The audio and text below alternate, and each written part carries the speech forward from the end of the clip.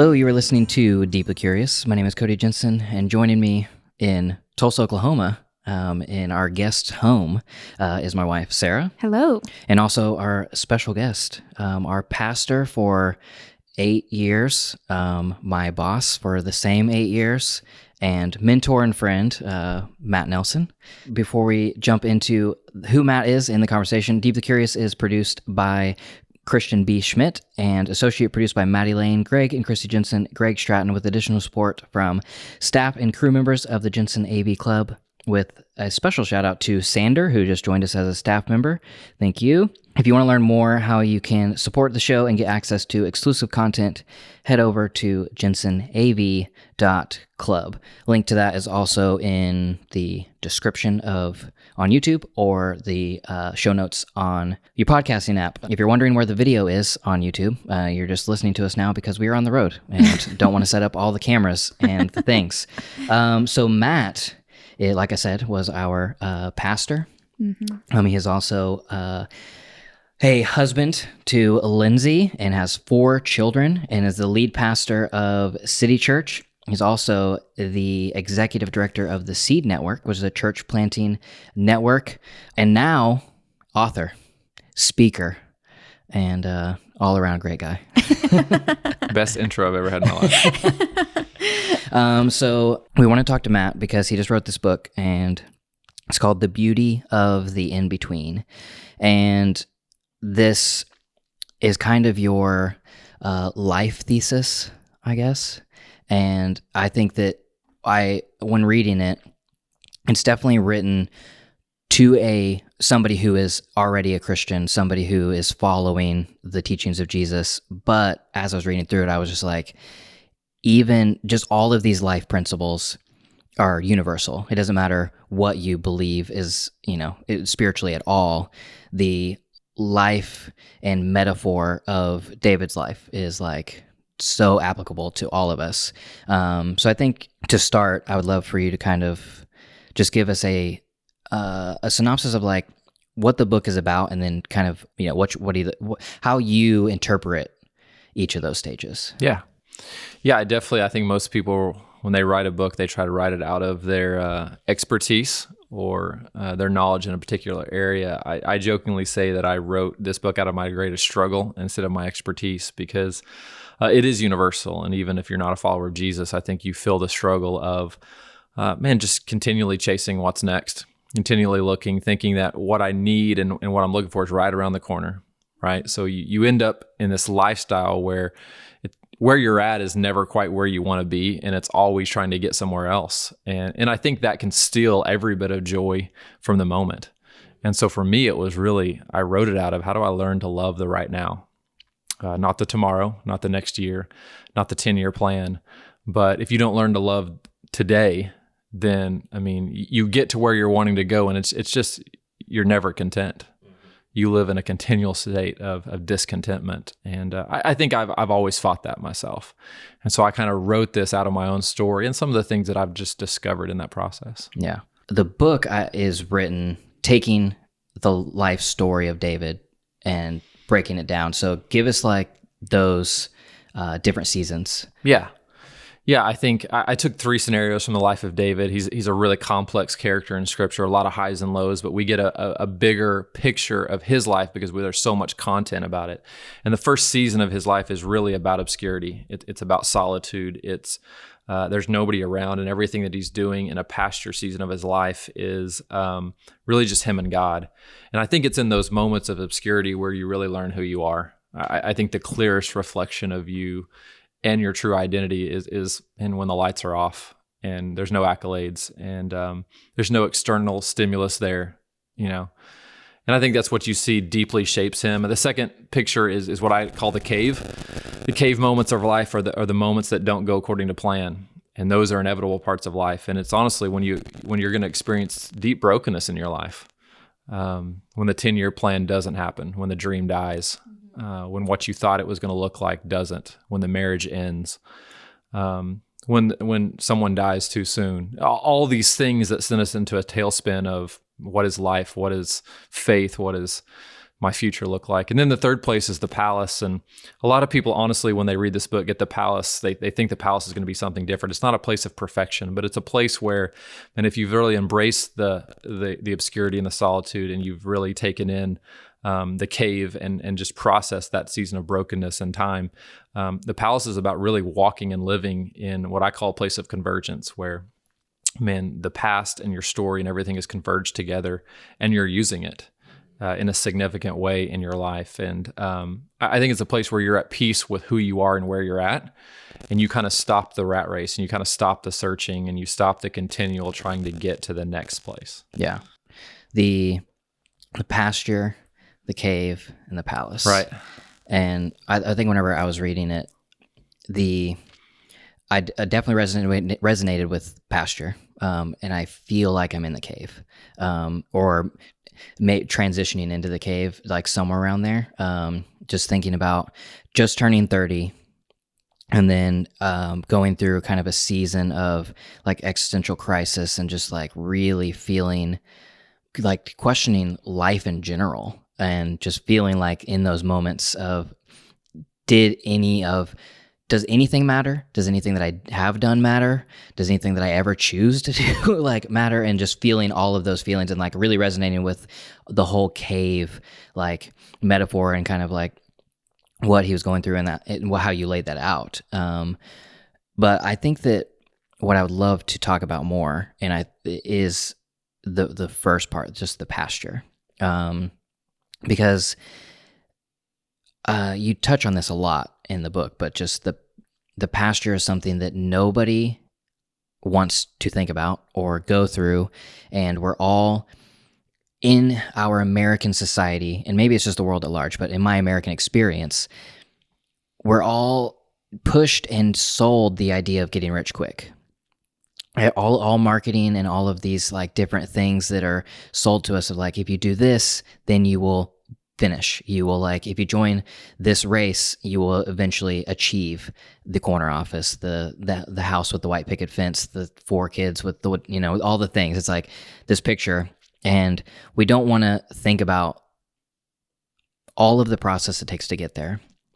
And we see that a lot. I mean, even if in celebrities' lives, or if you listen to podcasts like How I Built This or anything like that, these people who we look at as successes, they always, and we even view them as like, I've never heard of them before, and now they're exploding, and success. They're this overnight success, and they're like, no, you didn't see the decades of blood, sweat, and tears I put into this thing. So on the pasture, I think this was a really good quote from the book of, I've learned that life is not some destination where we arrive or some achievement we unlock.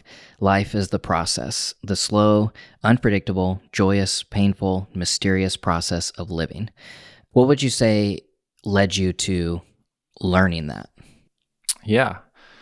I think skipping the process a lot of times. Why do you want to embrace something when you can skip that? And you can fast forward in the story. Totally. And I think a lot of us want to fast forward in the story to the good parts, we would rather reap the benefits than sow the seed. It's all these things where just the process seems arduous and difficult, and the result is what we're trying to get to. I say in the book, I call them detours in disguise. Every time you try to skip a process, you're actually creating a lot longer process. And it's one of those things that I think most people don't understand. Oh, well, if I skip this season, then I'll arrive to my destination quicker. But you're skipping everything that's necessary to sustain the process and to sustain the destination. You skip the process and you miss life, right? Because life is everything that happens in between. Yeah. And you miss all the joy and the pain, but that's what makes a story great. Yeah. I think most people don't know the backstory that you mentioned. Yeah. Everybody's got a backstory, Yeah, I mean, I think like even with what Sarah and I are doing with our careers, I guess, right now, of being on YouTube and being, I guess, seen for the first time by a lot of people. And a lot of, the people that see us for the first time ask us, they want to know, how did you do that? Like, how did you gain an audience? How did you do the things that you do? And how did you do it so quickly? And, in like our process, I started doing creative things in video whenever I was very young in school, and then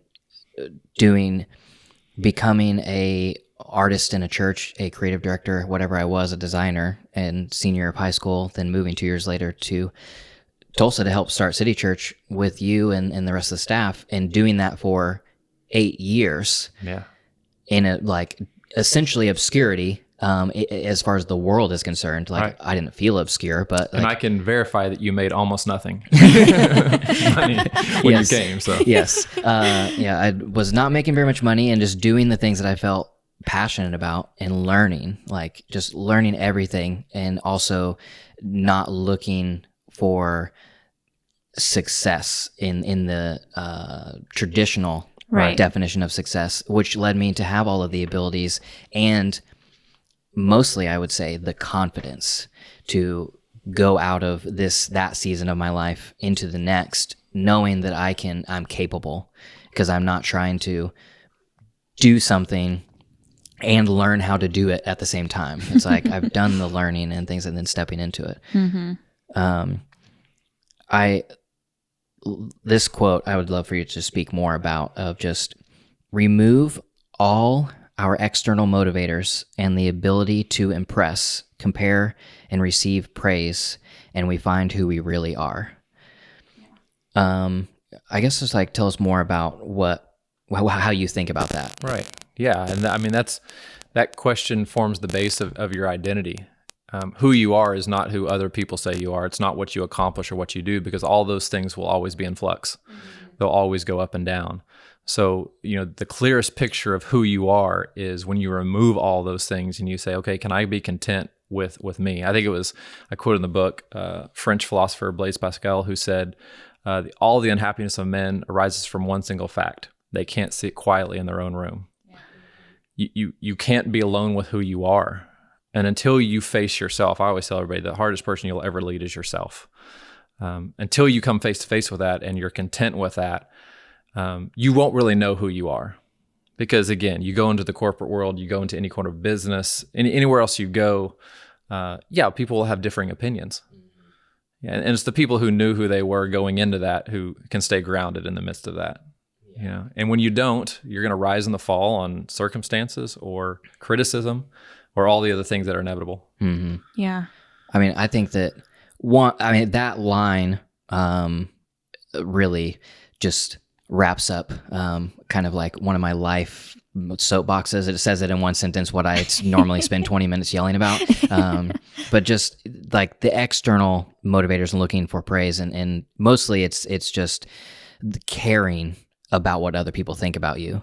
And that whenever we do that, we, like you say, we can't find who we truly are, because we're looking in basically a playhouse mirror, mm-hmm. and looking at what is reflected back to us by others, instead of looking at what is reflected back to us from either, our internal, like who we truly are, or, in our context, who Jesus reflects that we actually are. And I mean, if anybody was to get anything out of our conversation today, I think that I would love for people to truly start questioning why they do the things that they do, mm-hmm. because whenever you truly start asking why, I feel like in my experience, when I started asking why, a lot of answers came down to because so-and-so said I should, or because I feel like the world wants me to, or, whatever it is, instead of saying because I feel like that's what I'd want. Yeah. Yeah. And these lessons that you're talking about, it's not always based on age, but there's something about maturity mm-hmm. and growing. And sometimes you simply have to experience this. Mm-hmm. You simply have to go out there and realize that everything that you thought was going to somehow give you that sense of self-worth fell short. Totally. Yeah. And that begins to make you question the why. Oh, you know what? I went out there and did this, and I actually achieved it to some degree, and I'm still sitting here asking the question, mm-hmm. who am I? Mm-hmm. And what am I doing? And you do that enough, and it does. It makes you begin to deconstruct this world as you knew it, and try to reconstruct something that's better. Yeah. that has an anchor that holds you to something that is unswerving and unchanging, and not just day to day or opinions of others. So yeah, I think it's beautiful. Yeah. I think maybe your first experience with this is when you move out of your parents' house. Mm-hmm. You know what I mean? And then you get like bombarded by all of these ideas that you thought were yours, and they're really just your parents. And you have to relearn what you truly believe. Mm-hmm. And I think it happens again in like 25 to 30, where you're like, oh, the world told me this, and now I have to figure out how I fit into that. You know what I mean? I mean, I think for me too, yes and to what you're saying, that I feel like I've gone through it again whenever we moved to New York City, from born, raised, and lived in the Midwest for my entire childhood and adult life up until 27.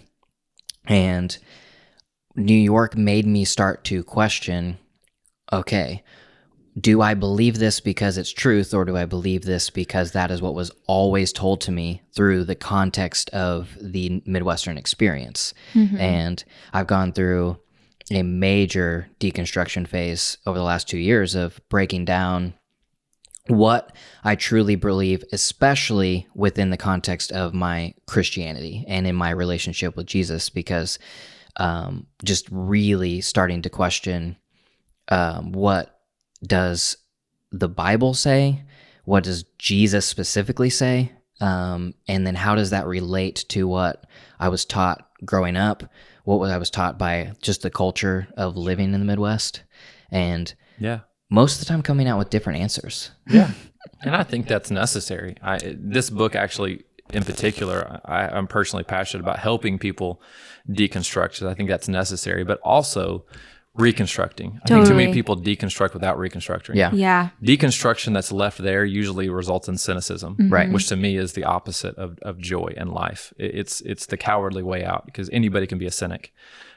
Reconstructing is saying, you know what, I'm going to find a more authentic way forward. Yeah. And I'm going to reconstruct something that's more authentically who I am and what I believe even about God or life and things of that nature. And so that's a lot of this book is even some of my journey of deconstructing, but reconstructing as well. Yeah. Yeah. Yeah. I heard a quote from Father Richard Rohr recently that he said, you cannot deconstruct something that you haven't previously constructed. Right.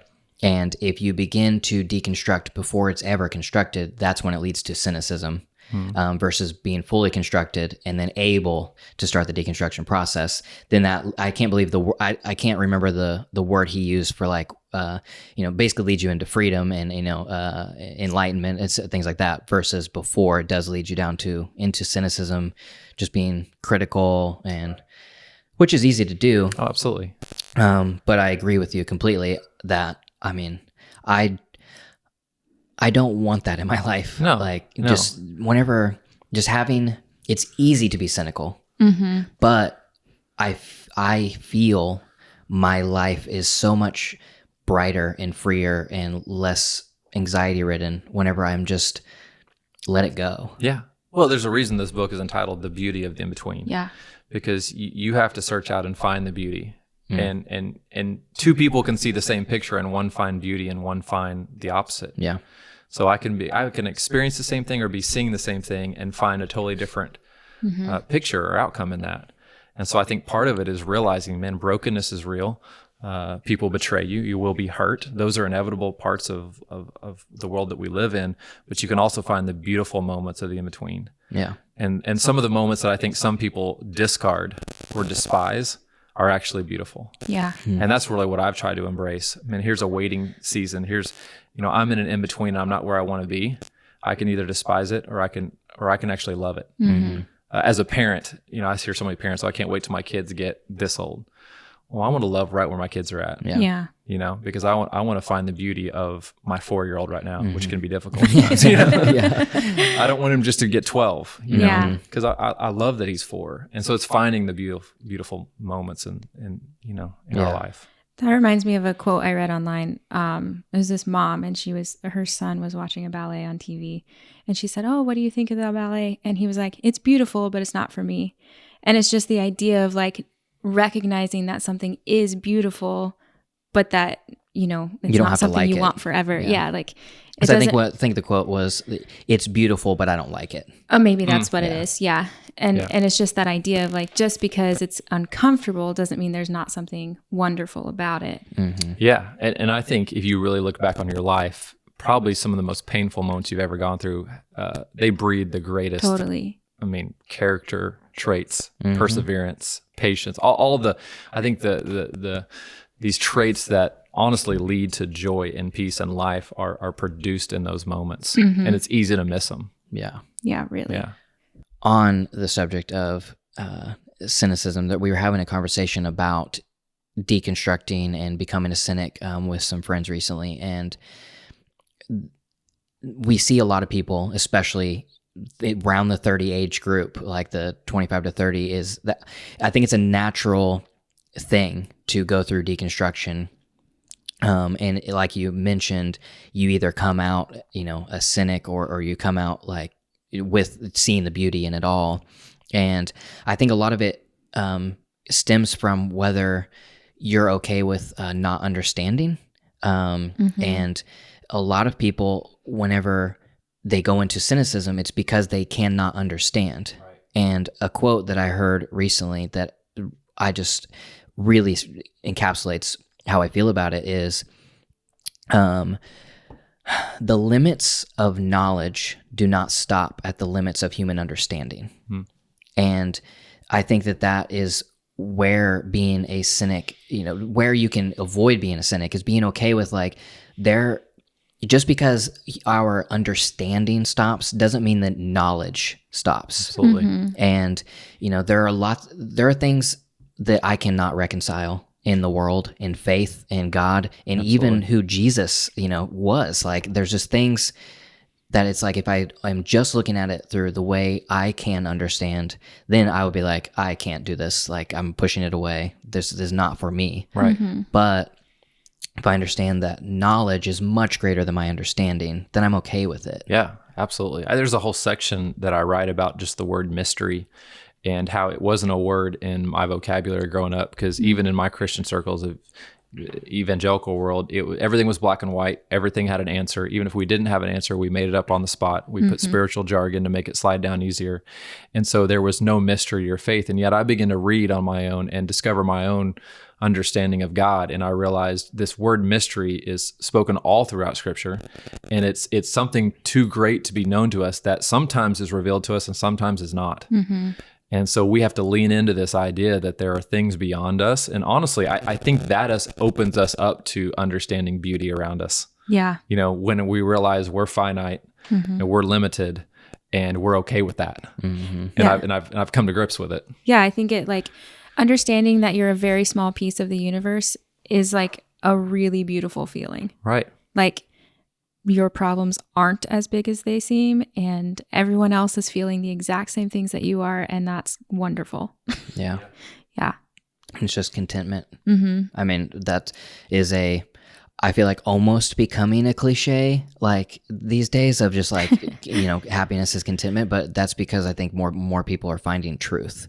Yeah. And that the truth is that happiness is really in the contentment of just where you are. And that if you're content with who you are, where you are, what you have, that is what brings happiness, versus chasing the palace instead of embracing the pasture or embracing the cave wherever you're at. That's why, I feel like we have a generation now that there's so many, most of the people I lead are millennials. Or even younger than that. And I think that there's just this obsession with it of arriving in the palace, and I'll do whatever it takes to get there. And kind of this reality, like, hey, you could be in the palace and you wouldn't even know it's the palace. Totally. Yeah. If you don't embrace the steps along the way and the character development and the process, then nothing will ever be enough. And everything you've ever wanted could be right on your doorstep and you wouldn't even be able to see it. Yeah. Yeah. So we always think we're one big step or one break away, and yet it's elusive. It's always moving because we're never able to grab onto it. Yeah. And I think that's one of the things in life you realize, okay, it's not about this happening. It's about today and the choice that I make and how I want to live right now. Yeah. I think that kind of mindset and ideal also makes us kind of freeze into not making decisions too. Like we want the end thing so bad that we don't want to screw it up. So we like kind of like sit back and like wait to make a decision, and then you make no decision, and then you're just kind of stuck. Right. Or at least or that your one decision is going to like ruin everything. Yeah. Yeah. It's black and white. It's one way is going to be to everything you wanted, and one road's going to be destruction. Exactly. When rarely is it ever that. And it's also easy to forget we're talking about like overnight success, right? It's easy to forget that not one single path looks like another. And so like you're thinking like, okay, they did this to get there. That's what I need to get there. And it's not at all. I mean, absolutely. And there's multi-million-dollar industry built around that these people who have found success, they write down step by step how they got there, or they create a course, how they got there, create an entire franchise around how they got there. And rarely do you see somebody like, I followed step by step exactly how this person achieved the success, and they can replicate it, because the path is only one part of the end. You still have that person's entire life journey, who they are and where they came from, and the mindset. It's only one's like the actual path that you walked down was only one part. Yeah. Which is, I think, the beauty of the in-between. That's like the beautiful thing of that idea, is like learning that like your path is your path, and where you are is where you're supposed to be. And like you can be okay with that and understand you're not falling behind. Yeah. I think that's it. Obviously, in my world, I have a really good friend of mine who's a pastor, and he's incredible at what he does. And I share his story in the book, but all of his dreams, he had worked so hard. He started this, nonprofit and church and organization that grew so rapidly. He had so much success. And in 13 years, they had really blown away everybody else in their industry that was like them. And just what they had done in their city was next to none. And I'm sitting at a table with him one day, and he just says, here I am. And there's this overwhelming sense of dissatisfaction that I can't deal with, and he had been pushing so hard for so long, nonstop, that finally you get there and everything that you've been pushing so hard for falls short. Yeah. That's a wake-up call, because I think all of us have an idea of like, if I could just get to this point, whether in my career or life or whatever it may be. And to hear him say that was a reality check for me. Like, okay, man, that thing that I desire ultimately won't fulfill everything. There's got to be something more than that. Yeah. And so what am I doing today? How am I loving the people I'm with today, and the community that I have, and the place that I'm in, and not all the places that I desire to be in, Yeah, totally. Yeah. I think that really just comes down to like asking the question of, am I participating in a race that is even worth winning? Right. And I feel like most of the time the answer is no. Like, where culture has told us to, join the race, get in there and start running. But when you look at people who have, quote unquote, won the race, I feel like they have so many similar stories to that. Yeah. Well, and I think honestly, people misunderstand even Christianity in the life of Jesus, because Jesus would tell stories saying, hey, you're walking along doing whatever you're doing, and there's a man that's beaten over here laying on the corner. So life is about stopping to loving the people that are in your life today. Yeah. It's about stopping and giving your life away and doing the little things. It's not about wherever he was supposed to go. Yeah. Like, we don't even know where he was going. Yeah. We just know that he had an opportunity today to love somebody. And I think we find deep joy in those little things that may not be a part of your 10-year plan, but who cares? Yeah. Totally. Like, you can do that right now, Yeah. I mean, I one part in the book that I would love for you to talk more about is, and here's a quote to kind of kick it off of, I couldn't embrace the right now if I was obsessed with the future. And I think you talk a lot about future addicts and how we're all future addicts. I guess the question is, talk more about it. Yeah. I'm still recovering future addict, and I would say clarity addict. Just wanting to know always, Yeah. The next 10 steps, and then just always thinking. And I'm a future thinker by nature, and I think that can be a good thing. I think that that's something that can be. I'm a strategic planner. I like to problem solve for the future, even organizationally. But I think it can become too much. I think it can overwhelm you, where you're always thinking about that at the expense of now. Yeah. And so it's about holding those things in tension, like so many other things, and finding a healthy balance. Yeah. I think probably from 20 to 28, I was hardcore, like a future addict, constantly thinking about the future. And I was always thinking about my business in the context of like what I'm doing in the future, like how I'm building it, and then what's my next thing, what's the next business, how I'm going to make more money, what the next year is going to bring. And I remember like Sarah and I with a few other friends were in like a goal planning like kind of group, I guess. And while my goal, like they were like, what 5-year plan? And I'm like, okay, 5 years, my plan is to make $1 million. So how do I break the $1 million down to make it? And it's like just obsessed with like getting that. And it's funny just how far I am from that now. Right. And just really embracing and just thinking about that none of that matters. Yeah. They've actually done a lot of studies on this, and it's pretty remarkable to find the questions that people ask in their 20s compared to what the questions they're asking in their 50s and 60s. And I think life just teaches you that. And in the 20s, it's all about achievement and what I need to go do, because your life is before you. So you're always about the future. I think by your 30s, you begin to experience some disappointments and setbacks, which make you reevaluate.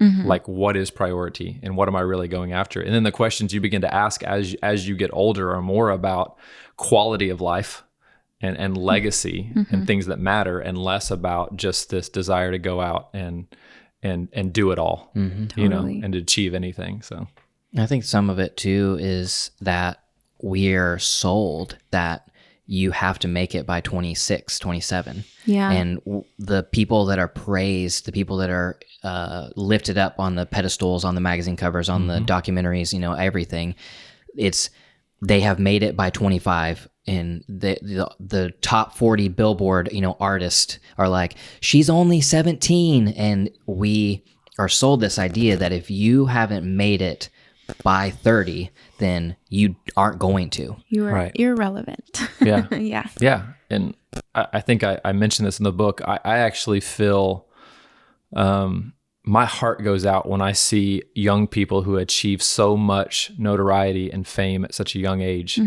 because they haven't had time to develop the qualities that sustain that, or the qualities that actually lead to joy. Because just because someone knows you or you achieve something great does not mean you're living content at all. And so sometimes we see, a young athlete or a young musician or, movie star or something like that, who does something, is in the public eye for something they've done wrong. And honestly, I feel heartbroken. Yeah. I said, man, if you would have put a camera on me at 16, Right. Could you imagine? Yeah. Man, I would have done dumb things, Not only a camera, but a million eyeballs. Absolutely. Yeah. Yeah, because those are characteristics that haven't had time to fully develop. And here, everything's been given to you, but some of the things that you've actually needed the most, you haven't had the opportunity, right, and the time. And the things, we think, oh, if I just got the external things, but man, that we've learned it doesn't lead to contentment or joy. Yeah. That only comes from deep within. Again, going back to identity of knowing who you are. Right. Yeah. At 16, it's hard to know who you are. Yeah. It's impossible. Absolutely. It's impossible to know by 25. It's just, can't. That doesn't mean these people, I look at athletes all the time. You're incredibly gifted. Right. You have this amazing gift that God's given you, but you haven't had time to develop everything that goes along with it. Yeah. Justin Bieber, I think, is a great example currently, because obviously he went through an insane kind of couple of years. And then he's taken, 4 years of doing nothing, learning the characteristics.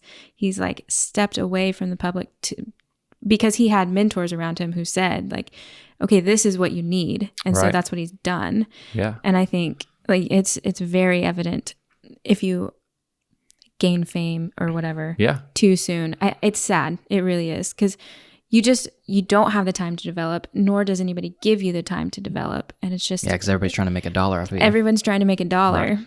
Yeah, and you've seen in his personal life, from what I've seen, he's drawn people close to him that do care about him and are trying to lead him and mentor him now. Yeah. And that's things that he wasn't able to develop until now. But we all of us scrutinized his life whenever he was 19 years old. Oh, totally. Had this worldwide platform, and then whenever he does, something stupid that all 19-year-olds do, we're like, "You're supposed to be a Christian," Right? Or even you're supposed to be a role model for others. It's like, is he though? Like, why are we forcing him into that? Yeah. You know what I mean? Like, Because you have this amazing gift in one area, you should be fully developed in every other area of your life. Yeah. Exactly. And it just comes like the metaphor of just a foundation. Like it's like throwing down a prefab house in the dirt and saying, look how beautiful it is, and then immediately stress testing it. Like we just start stress testing it and putting all this weight on it and seeing if it'll crumble, but we didn't do any of the legwork to actually build up a foundation to just make it stand. Yeah. And I think that's a perfect kind of segue into one part in the book that I really enjoyed of how you talked about that in leadership, and how all leaders who get given this tremendous success early, and you skip the pasture, even skip the cave, and you're in the palace and you're leading people, you're handed these things without having those stress tests. And then how do you expect basically to be able to lead people through their stresses and also be given the tests of what it means to truly have an audience or to truly lead people? Yeah, absolutely. I think leadership reveals what's either there or what's lacking.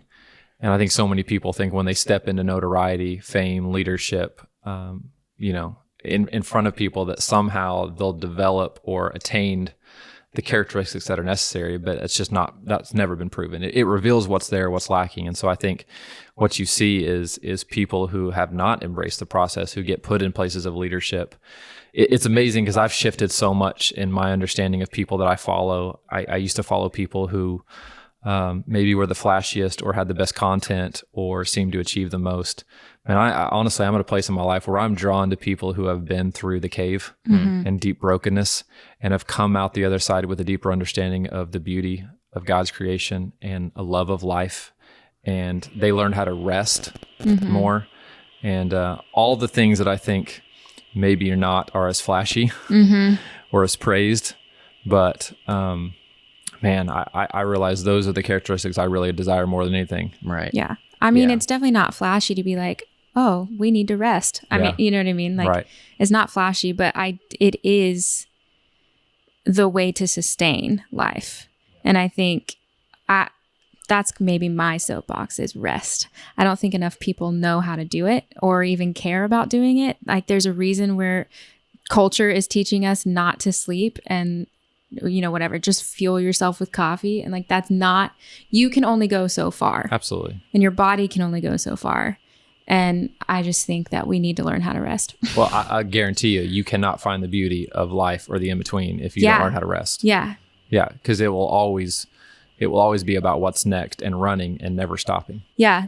There was a Mary Oliver quote in one of her poems, but it says, what do you plan to do with your one wild and precious life, or whatever? And a lot of people used to use that quote out of context, like saying like you should go do something crazy with your life. And I read online, someone was like, just as a reminder, she chose to sit in nature and look at flowers with her life. Like, that's what she chose, was to notice and write about flowers. And I think that's kind of the idea. It's like, it's not about the rat race in whatever you want to say. It's about noticing life. Absolutely. Yeah. I tell a funny story of, a young person that I knew in the book who, like, they're visiting the Grand Canyon and they're on Instagram about their buddy who's at Walmart. It's like you can be in the midst of beauty all around you and not see it. Yeah. You're just focused on something else, or, We were at a museum in DC last week, and there was this, I don't know, he was probably like 17. We were walking through the museum, and he was just like walking up to a photo or to a painting, taking a photo, next one, taking a photo, next, not even looking at the actual painting. Right. I was like, What is that? Yeah.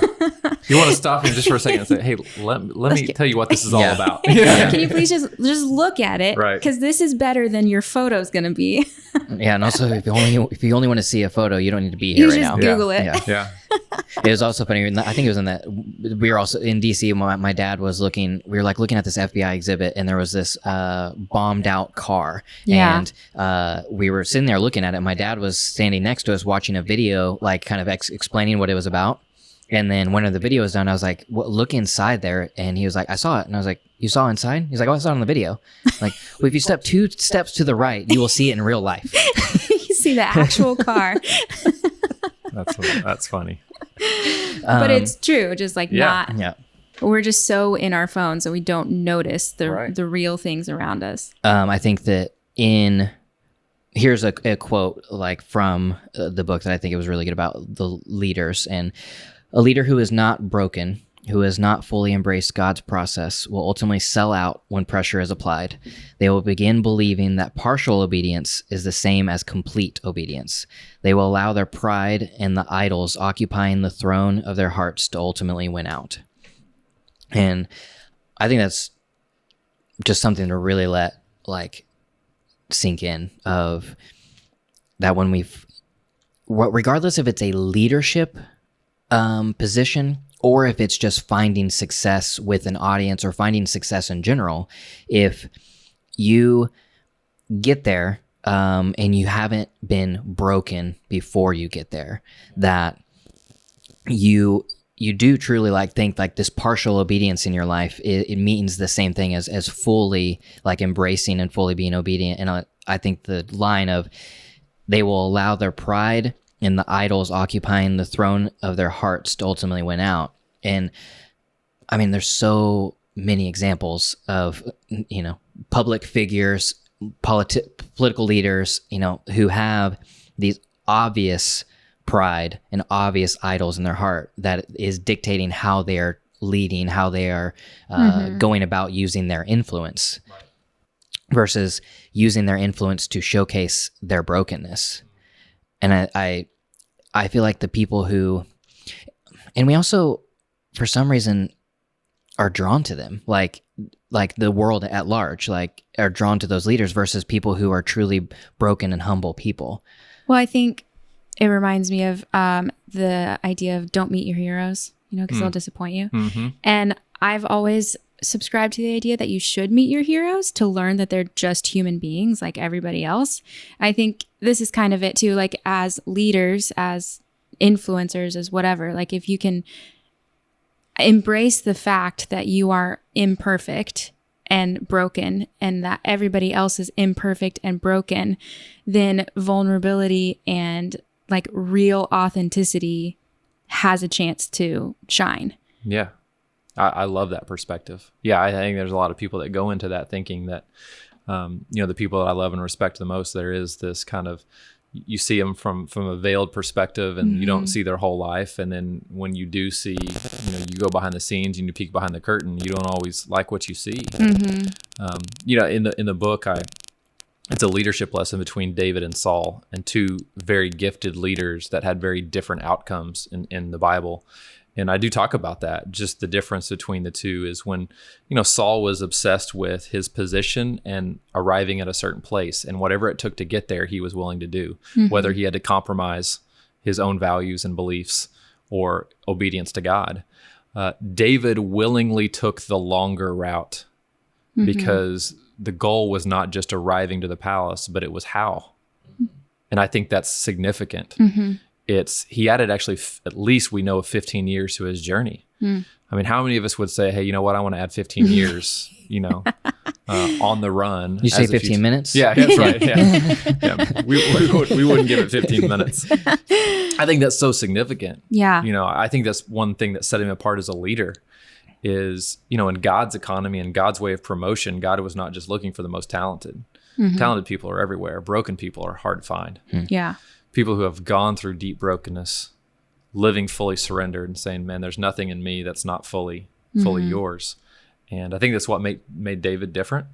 That's why Saul was a king ultimately that was rejected. So much pride my way. And David was accepted, even though it took him a lot longer to get there. Yeah. The idea of success is something you talk about a lot. I think that's, I feel like that's such one of the things that resonated with me like so much reading it. One, because I've seen it in my own life, but then I just see it around me so much of just, and probably because it's part of my soapbox and it kind of just told me what I wanted to hear. But just the idea of success. And I think this kind of quote of success, however, is an elusive term. It's elusive in that there is no benchmark to adequately define it. And when it is defined, it's usually done by others. Totally. And I love that because it's so true that our definition of success normally isn't our definition of success. In your life, what would you say, like, what was a transition of moving from other people's definition of success to finding your own? Yeah. I think it's been a long process, and one that I'm still not there, because I'm competitive by nature. I'm someone who's highly driven. And so, man, I just naturally I want to do better. I want to do more. And so that's a continual drive. And I realize very quickly that most of the time it's always based off comparison, because that's where we arrive at who's doing it and who's not. Someone's always going to do it better. Yeah. Someone's always going to be more talented, and I think there comes to a place where, you can be successful and it's not even viewed as success. Yeah. Like I wrote this in the book, if you'd have told me 10 years ago what I'm able to do today, 10 years ago, Matt would have been overjoyed. Yeah. But here I am, and I'm thinking, what's the next 10 years? Where are we going to go? What do we need to do? Yeah. It's and so it's always elusive, and it's subjective, to so many other opinions. And so I think, getting down to like, man, what do I value? Like, what are my core values, and what do I truly value? And what is the ultimate legacy that I want to leave?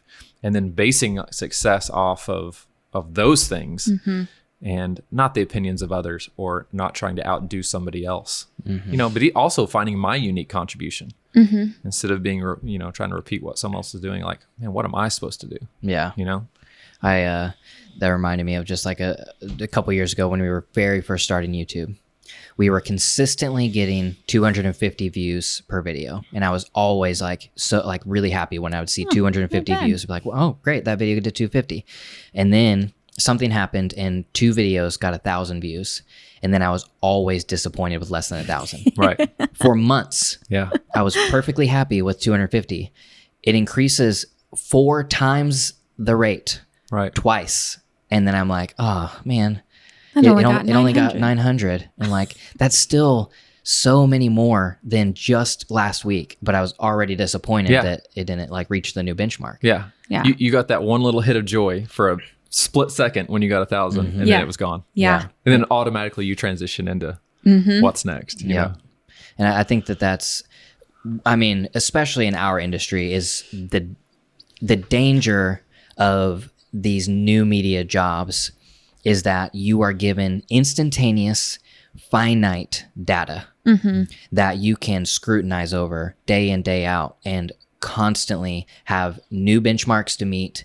And all of the numbers of the new media, most of the time, have nothing to do with you and everything to do with a machine, whether or not the algorithms of these things like push content or don't push content, or whether or not, people are out that day. It has nothing to do with you, but it really feels personal whenever these things are right there in front of your face on our analytical dashboards, and you can see minute by minute the line graph going up and down. And so I think that millennials and Generation Z is like, we're so bombarded by not only our own internal, wanting and need, looking for recognition, looking for all of these things, like Instagram and Twitter and YouTube are serving us tools to measure ourselves against others.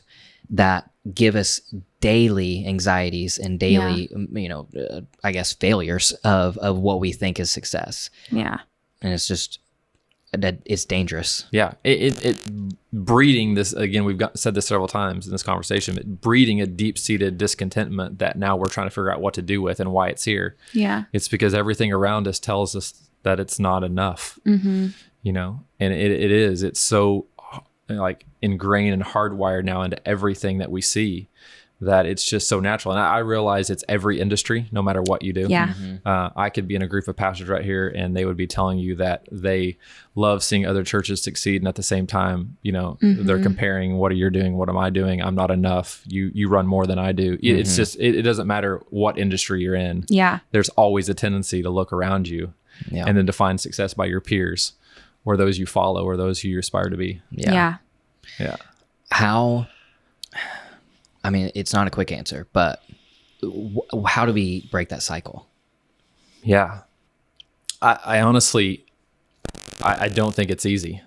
I think, alluding to what we were talking about earlier, I think you do have to step out of what we call the rat race or just what everybody else is doing. And to me, you have to develop new rhythms in your life. If you're constantly connected, if you're constantly looking at those things, I think solitude, I think rest, whether you call it prayer or meditation, whatever you do, times where, man, you root yourself back in your identity and who you are and not externally based, not what's happened around you, not your performance.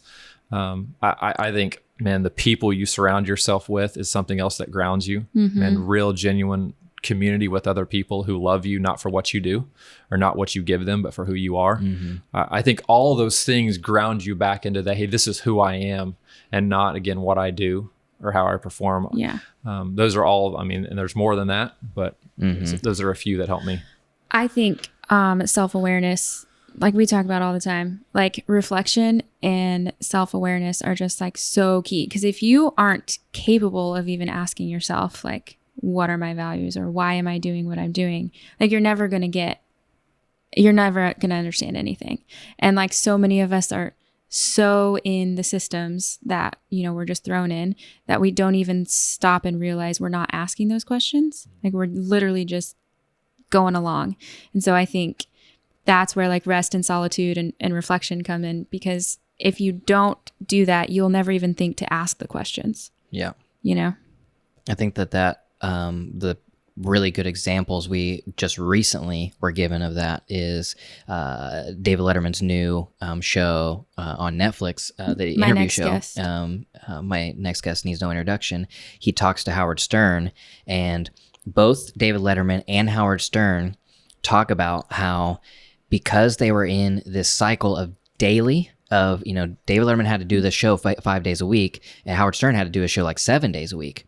And it wasn't until decades later that they stopped that they realized, I don't even want to do this. Yeah. Because they took like not even that much time. I don't know. They didn't say specifically, but let's just say it was a month, like a month away from it all, and not truly not having it, to realize I should have left a long time ago. Like none of when we don't seek out solitude and rest, we can never find that. Yeah. It's so funny that you bring that up, because I'll watch the, Tonight Show, and I'll watch these shows all the time, and that's the first thing that I always think about. I'm like, don't you get sick of that? Doing that every night? Yeah. It's amazing. Your greatest dream can turn into your worst nightmare. Yeah. So quickly. If your heart is not slowed, if there is not moments and times to retreat, and what we would call in a biblical term Sabbath is it's renewing activities, things that renew you. You can't go back and do the things that you're supposed to do well. Anything that you love, you will end up hating. Yeah. Because you are hardwired, I would say, God designed and created to rest. And in that is incredible joy. Yeah. And I think that's what we were designed to do. Now we live in a world where we're never disconnected. We never stop. We never really put it down. Our hearts are so busy and our lives are so fast. Even if we did stop, we wouldn't know what to do with it. And I think that breeds the discontentment that's already there. That's already lingering. It breeds this mentality of, I've got to do a little bit more. I've got to be better. That's one of the greatest blessings, but also challenges in my life, just to stop to slow. I have one full day now where I never check my email. I'm with my family. I'm not responding to calls. That's one full day. And then I try to find other times throughout the week. And if I don't protect those, something steals them. Yeah. But if I'm going to do what I'm called to do at the highest level and do it consistently, that's the number one time I got to protect. And honestly, if you want to look at the life of Jesus, you see Jesus would leave crowds of people all the time to go away. And he knew that if he didn't get away to be alone, he wouldn't be able to go back and do what he was called to do. Yeah. I think that's a powerful principle that is something that Sarah and I have implemented in our life, of like a full Sabbath day, a full day of no technology. And it's not about the technology, it's just about the rest. Yeah. And you cannot rest if you're engaging in technology, because even if you're doing it passively, you're not like doing what you're supposed to be doing when you're resting, which is like renewing and reflecting and all of that stuff. I mean, I have a love for the Jewish faith because of the history. I'm not a Jew, but every time I go to Israel and I have Jewish friends, I will tell you their rest and Sabbath renewal. I come back to America every time jealous. Yeah. The times that they get to spend with their family and the beauty of just stopping and getting away from technology is something we would look and say, man, you guys have to do that. It's forced upon you. And they would say, no, it's our greatest joy. Yeah. And look what it's produced, conversations that otherwise we wouldn't have, relationships that we would have neglected. And I almost come back feeling jealous from that. I think that about even just in the small example of vacations and like how Europeans vacation versus how Americans vacation. That's right. We actually interviewed a psychologist on the show, Dr. Soph. She's from England. And we were telling her we were doing a road trip to Portland, and she was like, oh, how long are you taking? We're like, oh, like, 3.5 weeks. And she was like, okay, so like a real holiday. All you Americans take like 4 days off, and that's nothing. That's not a vacation. And it's just funny, even in that little bit, the different mindset that absolutely actually taking time off means. What do they say? Most Americans don't even use all their vacation days. Right. Yeah. The 2 weeks that they have. Yeah. Right. And it's the 2 weeks that aren't even by law. It's customary for a job to give you 2 weeks. Right. But the United States government guarantees you 0 days. Yeah. And most people don't use the 2 weeks that they have. Yeah. Yeah. Because we are in a culture that, for some reason, we've shifted from looking at people who get to take all their time off. And we're like, oh man, what do they do? Man, they get so much time off. They get to go do these things. But now, to show that we are successful, we say, oh yeah, I work 7 days a week. I probably sleep 4 hours a night. Because I'm so productive. Busy. I'm so busy. I'm so successful. Right. And it's like, I don't want your life, so I'd rather just not be successful.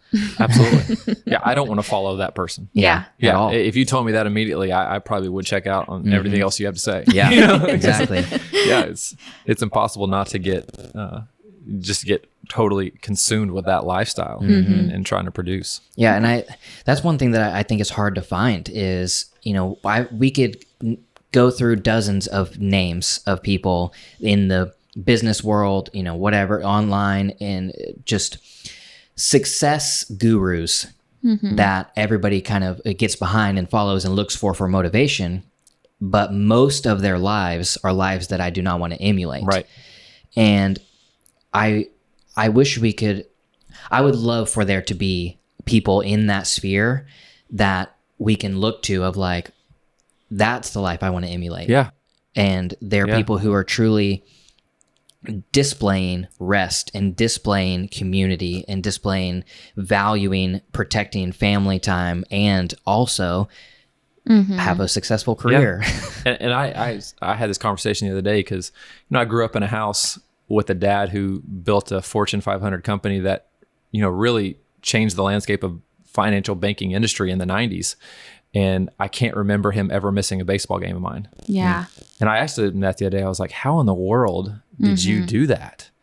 And just this ability to lead this large corporation and simultaneously as a kid, never remembering him not being there. Yeah.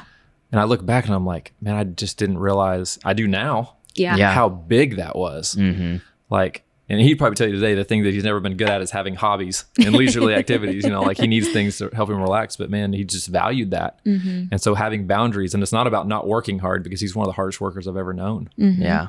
But, having the boundaries of saying what I'm going to do and what I'm not going to do. Yeah. And turning it off when you have to turn it off, Yeah. I think the amount of hours you work don't show that you're a hard worker. Yeah. You know what I mean? Right. Like that's not what it's about.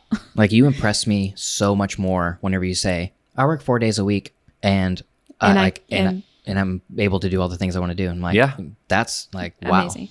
Yeah. I had to make a shift even for me, because we had offices for a long time. And when I had an office, I felt like I had to be there. And I realized that I was more of a slave to the space than I was using my time wisely. Yeah. And that if I, really set my schedule like I needed to, that I developed the routines of when I work hard and when I rest well and when I need to be there and when I don't, and just those rhythms alone, saying, okay, no one's telling you have to be here, unless you've got office hours, unless you're required to show up at a certain time. If you have flexibility of your schedule, maximize it. Yeah, totally. Utilize it, that allows you to be at your best at all times. So. Totally. Yeah. Okay. So last question. Okay.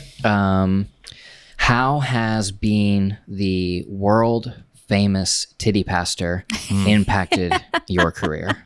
I was about to say earlier, your YouTube video that really took you to the next level was that one. Yeah. To this day, it's been like 9 years. You're like, oh, I remember that video. I'm like, yeah.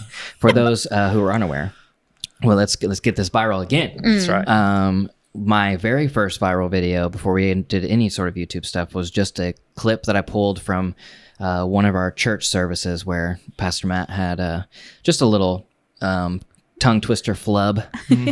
Freudian slip there. Freudian slip, Freudian nip slip, as some would say, of just trying to say the word city and accidentally saying the word titty. Yeah. Yeah. To my benefit, the message was about sex Yes. overall, so I was in context. So. Yeah. But then you followed that up with the media pastor Cody is going to rail me on that. So...